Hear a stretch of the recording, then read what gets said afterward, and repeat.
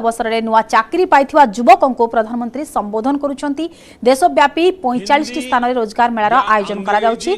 देखबार सीधा सड़क चित्र। अब मातृभाषा का मान बढ़ा है। इस बदलाव से लाखों युवाओं के लिए रोजगार पाने के रास्ते खुल गए हैं। पिछले वर्ष भी छत्तीसगढ़ के नक्सल प्रभावित जिलों में सैकड़ों आदिवासी युवकों की नियुक्ति की गई थी। इन्हें नियमों में छूट देकर सुरक्षा बल में भर्ती पाने का अवसर दिया गया ताकि विकास की मुख्य धारा से जुड़े रहें। इसी तरह बॉर्डर डिस्ट्रिक्ट और उग्रवाद प्रभावित जिलों के युवाओं के लिए कांस्टेबल भर्ती परीक्षा में कोटा बढ़ाया गया है। सरकार के प्रयासों से अर्धसैनिक बलों को लगातार मजबूती मिल रही है। साथियों, देश का विकास सुनिश्चित करने में आपके दायित्व की महत्वपूर्ण भूमिका है। सुरक्षा का वातावरण, कानून का राज विकास की रफ्तार को तेज कर देता है। आप यूपी का उदाहरण ले सकते हैं। कभी यूपी विकास के मामले में बहुत पीछे था और अपराध के मामले में बहुत आगे, लेकिन अब कानून का राज स्थापित होने से यूपी विकास की नई ऊंचाई छू रहा है। कभी गुंडों माफिया की दहशत में रहने वाले उत्तर प्रदेश में आज भयमुक्त समाज की स्थापना हो रही है। कानून व्यवस्था का ऐसा शासन लोगों में विश्वास पैदा करता है और जब अपराध कम हुआ है तो यूपी में निवेश भी बढ़ रहा है, इन्वेस्टमेंट आ रहा है। इसके उलट हम ये भी देखते हैं कि जिन राज्यों में अपराध चरम पर है वहां निवेश भी उतना ही कम हो रहा है। सारे रोजी रोटी के सारे काम ठप पड़ जाते हैं। मेरे परिवारजनों, आजकल आप लगातार पढ़ते भी हैं और देखते भी हैं कि भारत दुनिया की सबसे तेजी से बढ़ती हुई अर्थव्यवस्था है। भारत इस दशक में टॉप 3 अर्थव्यवस्था में शामिल हो जाएगा और ये गारंटी जब मैं आपको देता हूं ना, बड़ी जिम्मेवारी के साथ मेरे देशवासी, मेरे परिवारजनों को ये मोदी गारंटी देता है।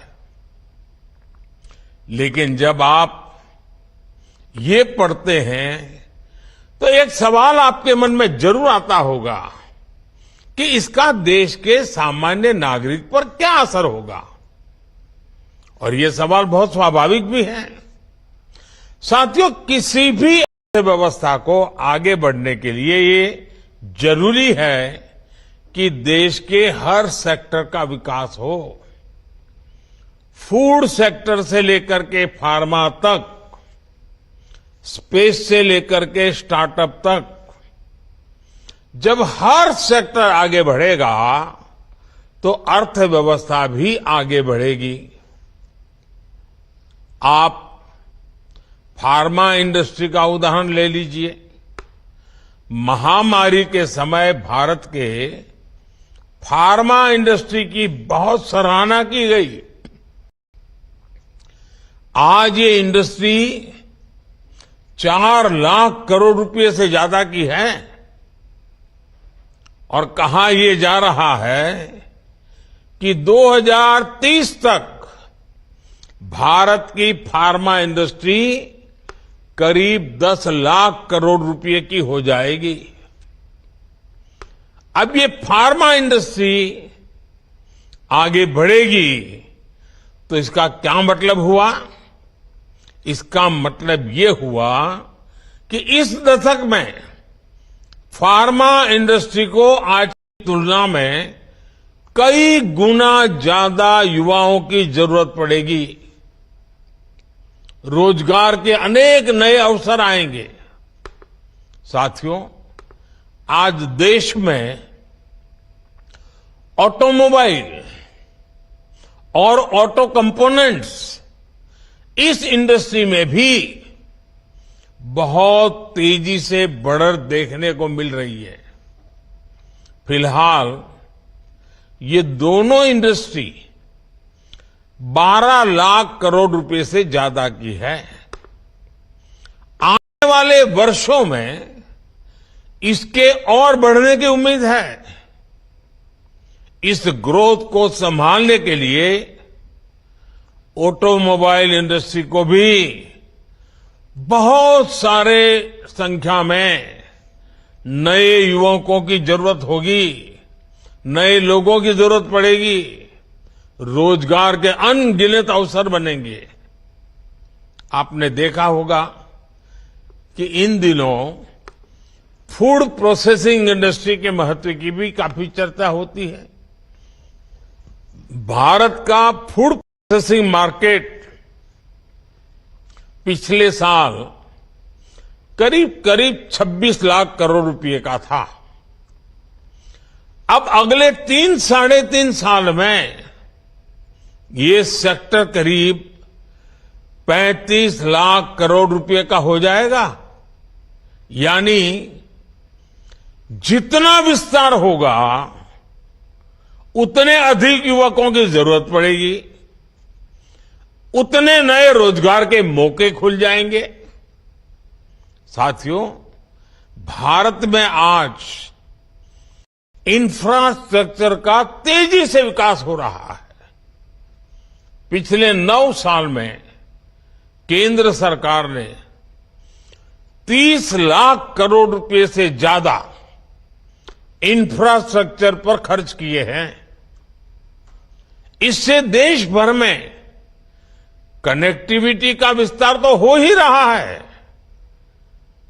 इसने पर्यटन और हॉस्पिटैलिटी सेक्टर में नई संभावनाओं को जन्म दिया है और नई संभावनाओं का सीधा मतलब है कि ज्यादा से ज्यादा रोजगार के मौके बनते जा रहे हैं। साथियों, 2030 तक हमारी अर्थव्यवस्था में टूरिज्म सेक्टर का योगदान 20 लाख करोड़ रुपए से भी ज्यादा होने का अनुमान है। माना जा रहा है कि अकेले इस इंडस्ट्री से 13 से 14 करोड़ लोगों को नए रोजगार की संभावना बढ़ने वाली है। इन सारे उदाहरणों से आप समझ कर सकते हैं कि भारत का विकास सिर्फ नंबर की रेस नहीं है। इस विकास का भारत के हर नागरिक के जीवन पर प्रभाव पड़ेगा।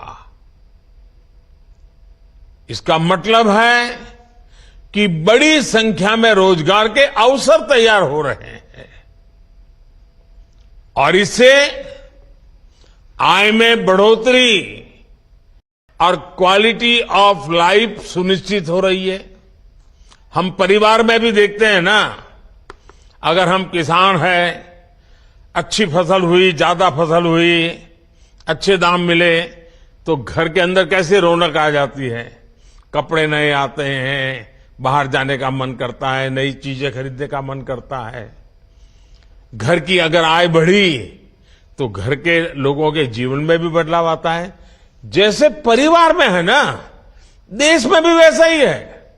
जैसे देश की आय बढ़ती है, देश की ताकत बढ़ती है, देश में संपत्ति बढ़ती है, तो देश के नागरिकों का जीवन संपन्न बनना शुरू हो जाता है। साथियों, पिछले 9 वर्षों के हमारे प्रयासों से परिवर्तन का एक और नया दौर दिखने लगा है। पिछले साल भारत ने रिकॉर्ड एक्सपोर्ट किया। ये संकेत है कि दुनिया भर के बाजारों में भारतीय सामानों की डिमांड लगातार बढ़ रही है। इसका मतलब है कि हमारा प्रोडक्शन भी बढ़ा है और प्रोडक्शन के लिए जो नए नौजवान लगे उसके कारण रोजगार भी बढ़ा है और स्वाभाविक है इसके कारण परिवार की आय भी बढ़ रही है। आज भारत दुनिया का दूसरा सबसे बड़ा मोबाइल फोन निर्माता देश है। देश में मोबाइल फोन की डिमांड भी लगातार बढ़ रही है। सरकार के प्रयासों ने मोबाइल मैन्युफैक्चरिंग को भी कई गुना बढ़ा दिया है। अब देश मोबाइल से आगे बढ़कर दूसरे इलेक्ट्रॉनिक गैजेट्स पर भी फोकस कर रहा है। आईटी हार्डवेयर प्रोडक्शन के लिए क्षेत्र में हम वैसी ही सफलता दोहराने वाले हैं जैसी मोबाइल के क्षेत्र में हासिल की है। वो दिन दूर नहीं होगा जब मोबाइल की तरह ही भारत में बने एक से बढ़कर एक लैपटॉप, टैबलेट और पर्सनल कंप्यूटर दुनिया में हमारी शान बढ़ाएंगे।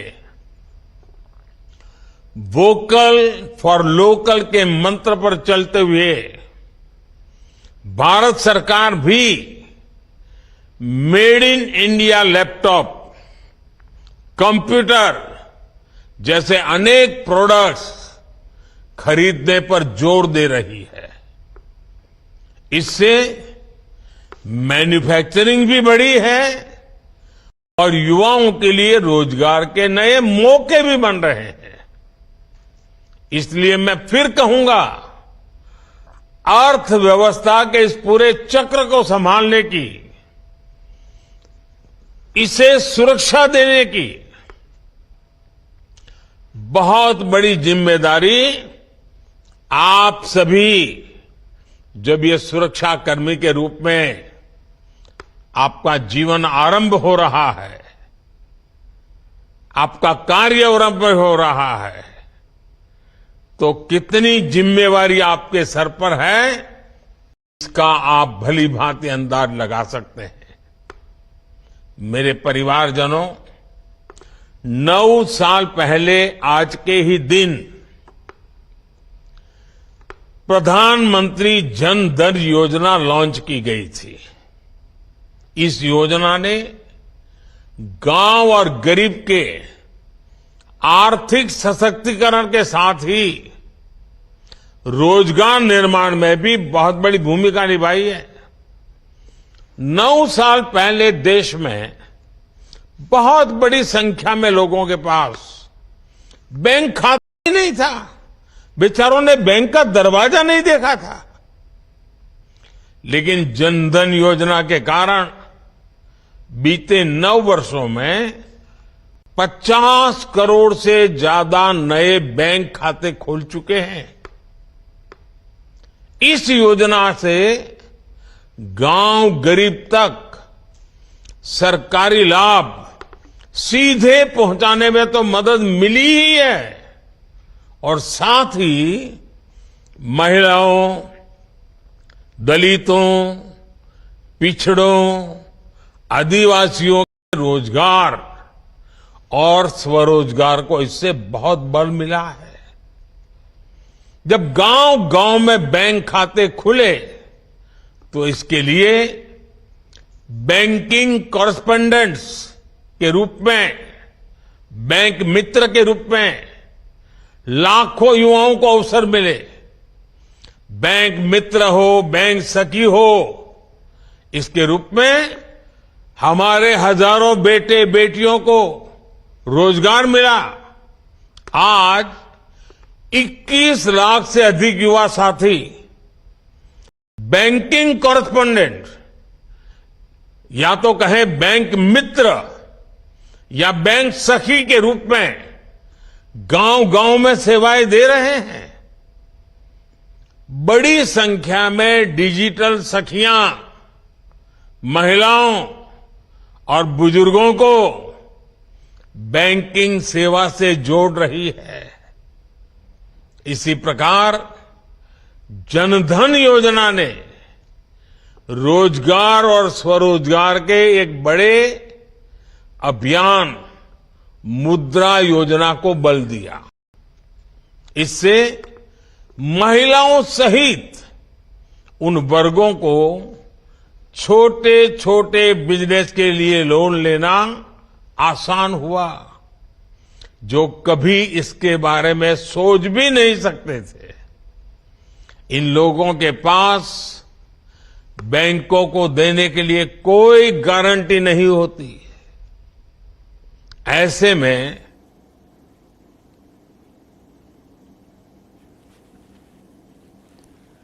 देशव्यापी 45 स्थान में रोजगार मेलार आयोजन करा जायछि। भुवनेश्वर में आयोजित नियुक्ति मेलार मुख्य भाव में केन्द्रमंत्री धर्मेन्द्र प्रधान जोग देइछन्ति। रोजगार मेलार 342 जन को नियुक्ति मिलिबो। विशेषकर CRPF, BSF, SSB, CISF, ITBP और एनसीबी सह दिल्ली पुलिस रे नियुक्ति पाइबे युवक युवती।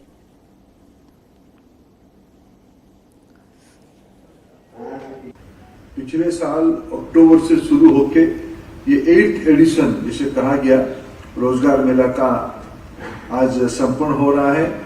हर एक मेला में 70 से 80 हजार लोगों को डिजिटल तरीके से नियुक्ति पत्र दिया जाता है और देश की कई राज्यों में यहाँ एक सांकेतिक रूप में उसके साथ जोड़ा जाता है।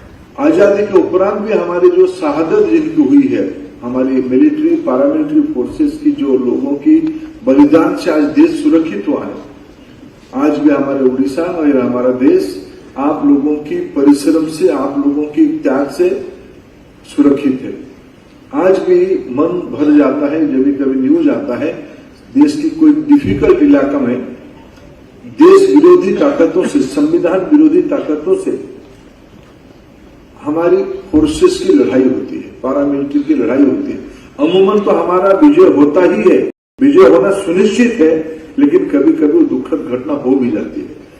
ये देश, राष्ट्र इसको ना भूले, इसलिए प्रधानमंत्री जी ने देशवासियों को आह्वान दिया है हर एक गांव से मिट्टी जाए, हर एक जिले में इस प्रकार की स्वतंत्रता सेनानी से लेके शहीदों की याद किया जाए, उनको सम्मानित किया जाए और अक्टूबर अंत तक देश भर की सभी गांव का मिट्टी संग्रह होते हुए दिल्ली की वार मेमोरियल के पास पहुंचे, तब आजादी के अमृत महोत्सव में सार्थक होगा हमारी बलिदानियों की बलिदान सार्थक होगा, उनको देश कृतज्ञता ज्ञापन करेगा।